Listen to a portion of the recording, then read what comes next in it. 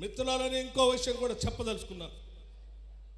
ఇంత పెద్ద ఎత్తున రైతుల కోసం, నిరుద్యోగ యువతి యువకుల కోసం, అలాగే ప్రాజెక్టుల కోసం పనిచేస్తున్న కాంగ్రెస్ ప్రభుత్వాన్ని బదనాం చేయటం కోసం ఏదో సోషల్ మీడియాలో ఒక పట్టు సాధించుకొని వాట్సాప్ గ్రూపుల ద్వారా తగుదనమ్మా అని చెప్పి తప్పుడు ప్రచారం చేసేటువంటి నాయకత్వంతో ఈరోజు మీరు పబ్బం గడుపుకోవాలని చూస్తే క్షేత్రస్థాయిలో ఉన్నటువంటి ప్రజలు మిమ్మల్ని ఏమాత్రం ఉపేక్షించే పరిస్థితులు లేవు. నేను చాలా స్పష్టంగా చెప్తున్నాను. ఈనాడు కాంగ్రెస్ పార్టీ అధికారంలోకి వచ్చిన తర్వాత మీకంటే పెద్ద ఎత్తున ఈరోజు రాష్ట్రంలో కరెంటు ఉత్పత్తి చేసి ప్రజలకు అందించింది. కరెంటు శాఖలో, విద్యుత్ శాఖలో పనిచేస్తున్న ప్రతి కార్మికుడు దగ్గర నుంచి ప్రతి ఉద్యోగి 24 గంటలు ఈ రాష్ట్ర ప్రజల కోసం పనిచేస్తూ ఉన్నారు. రెప్ప మూస్తే కరెంటు మోస్తే రాష్ట్ర ప్రజల ఉత్పత్తిలో ఇబ్బంది ఏర్పడుతుందని చెప్పి 24 గంటలు పనిచేస్తూ ఈరోజు అత్యంత పీక్ డిమాండ్ను కూడా ఈరోజు సాధించిపోయే పరిస్థితుల్లో మేము ఇంకొక ప్రణాళిక కూడా తయారు చేశాం. ఈరోజు పీక్ డిమాండ్ ఉన్నటువంటి విద్యుత్ సంబంధించి 15,623 మెగావాట్లు పీక్ డిమాండ్ ఉంటే రేపు పొద్దున 2031-32 కల్లా ఈ రాష్ట్రంలో విద్యుత్ అవసరాలు ఎంత పెద్ద ఎత్తున ఉంటాయో ఆలోచన చేసి దానికి కావాల్సిన రిసోర్స్ అడెక్విటీ ప్లాన్ ప్రకారం రాష్ట్ర ప్రభుత్వం ప్రణాళిక తయారు చేసుకొని ముందుకు పోతాం. 2031-32 కల్లా 27,059 మెగావాట్ల అవసరం ఉంటుందని రాష్ట్ర రిసోర్స్ అడెక్వసీ ప్లాన్ వారు చెప్తా ఉన్నారు. అట్లాగే 2034-35 కల్లా 31,809 మెగావాట్ల అవసరం ఈ రాష్ట్ర అవసరాల కోసం ఉంటాయని చెప్తే రాష్ట్ర అవసరాల దృష్ట్యా ముందు చూపుతో మేము ప్రణాళిక తీసుకుని ముందుకు పోతా ఉన్నాం.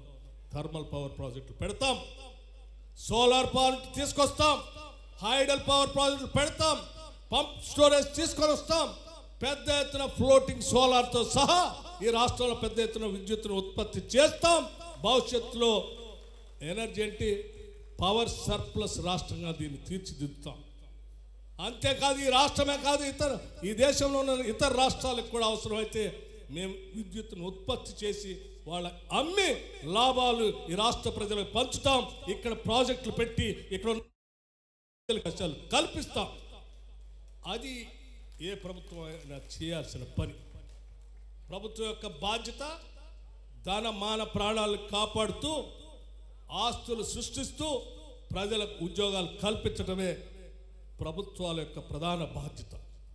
ఆ బాధ్యతను ఇందిరమ్మ రాజ్యం చాలా స్పష్టంగా నెరవేర్చడానికి సిద్ధంగా ఉంది. కాబట్టి ఈ సమాజంలో ఉన్నటువంటి అన్ని వర్గాల కోసం ప్రణాళిక తయారు చేసుకుంటూ ముందుకు ఆ పోయే క్రమంలోనే మరొక విషయం కూడా చాలా స్పష్టంగా చెప్తా ఉన్నాను ఎదుర్కొన్న మహిళల గురించి. సంవత్సరానికి మహిళా సంఘాలకు సంబంధించి వాళ్ళ నేను సోలార్ పవర్ ప్లాంట్ గురించి చెప్పాను. పిఎం కుసుమ్ కింద 4,000 సోలార్ పవర్ సంబంధించినటువంటి వ్యవస్థని ఈ రాష్ట్రంలో తీసుకొని వస్తాం. దాంట్లో ప్రత్యేకంగా ఈ రాష్ట్రంలో ఉన్నటువంటి మహిళా సంఘాలకి ప్రాధాన్యత కూడా కల్పిస్తాం. సోలార్ పవర్ ప్లాంట్లో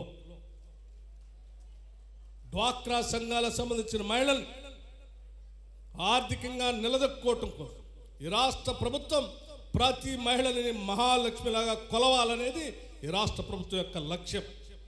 అందులో భాగంగానే మిమ్మల్ని మహాలక్ష్మిలాగా తయారు చేయటం కోసం సంవత్సరానికి 20,000 కోట్ల రూపాయలు వడ్డీ లేని రుణాలు ఇవ్వాలని చెప్పి ఈ రాష్ట్ర ప్రభుత్వం నిర్ణయం చేసింది.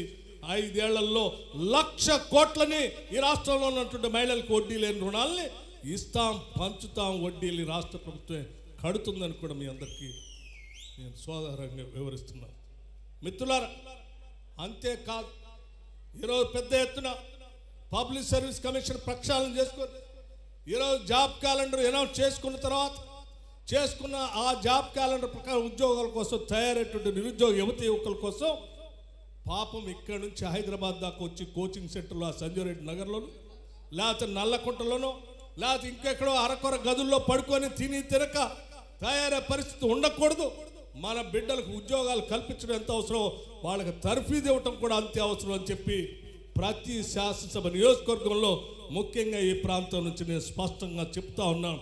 ముఖ్యమంత్రి గారు ఈ రాష్ట్ర మంత్రి మండలి మొత్తం నిర్ణయం చేసి ప్రతి శాసనసభ నియోజకవర్గంలో రాజీవ్ అంబేద్కర్ నాలెడ్జ్ సెంటర్ని ప్రతి శాసనసభలో డాక్టర్ బిఆర్ అంబేద్కర్ నాలెడ్జ్ సెంటర్స్ని మొదలు పెడతా ఉన్నాం. ప్రతి నాలెడ్జ్ సెంటర్లో కేంద్రం నుంచి best of the best lectures పాఠాలు చెప్తారు. ఇక్కడ వాళ్ళు ఇక్కడే ట్రైనింగ్ పొందుతారు.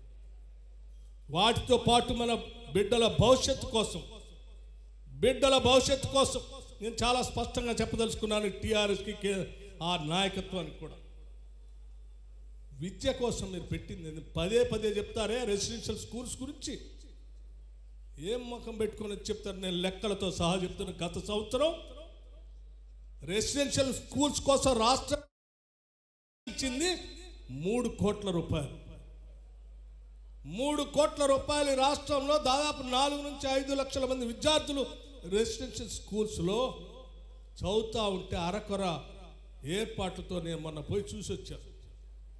ఇదే కరీంనగర్ జిల్లాలో ఒక రెసిడెన్షియల్ స్కూల్ వసతులు లేక ఇబ్బంది పడుతున్నటువంటి చిన్నారులు చూసిన పరిస్థితి మా ప్రభుత్వం ఆలోచన చేసి ఈ రాష్ట్రంలో చదువుకునేటువంటి ప్రతి బిడ్డకి best of the best facilities ఉండాలనేటువంటి ఆలోచనతో మీరు సంవత్సరానికి 3 కోట్ల రూపాయలు ఇస్తే మేము సంవత్సరానికి 5,000 కోట్ల రూపాయలు ఇంటిగ్రేటెడ్ రెసిడెన్షియల్ స్కూల్స్కి, యంగ్ ఇండియా ఇంటిగ్రేటెడ్ రెసిడెన్షియల్ స్కూల్స్కి కేటాయించి ముందుకు పోతా ఉన్నాం. రాష్ట్ర వ్యాప్తంగా ఇంటిగ్రేటెడ్ రెసిడెన్షియల్ స్కూల్స్ కడతాం. ఇది మా నిబద్ధతకి నిదర్శనం. మీ అందరికీ నేను స్పష్టంగా చెప్పదలుచుకున్నాను.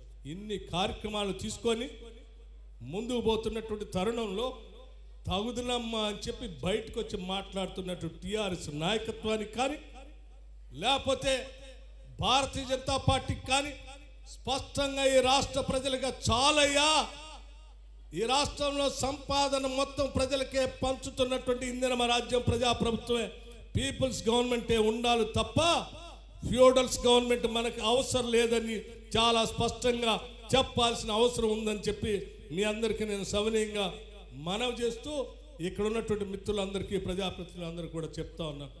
మరీ ముఖ్యంగా రాజ్ ఠాకూర్ గారు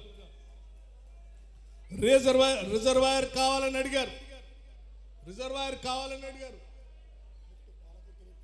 పాలకుర్తి లిఫ్ట్ కావాలని అడిగారు. తప్పనిసరిగా పాలకుర్తి లిఫ్ట్తో పాటు రిజర్వాయర్ని కూడా మేము ఇంకోటి శాంక్షన్ చేశాం. దాన్ని కూడా ముందుకు తీసుకొని పోతాం. అట్లాగే కాంట్రాక్ట్ కార్మికుల గురించి కూడా అడిగారు.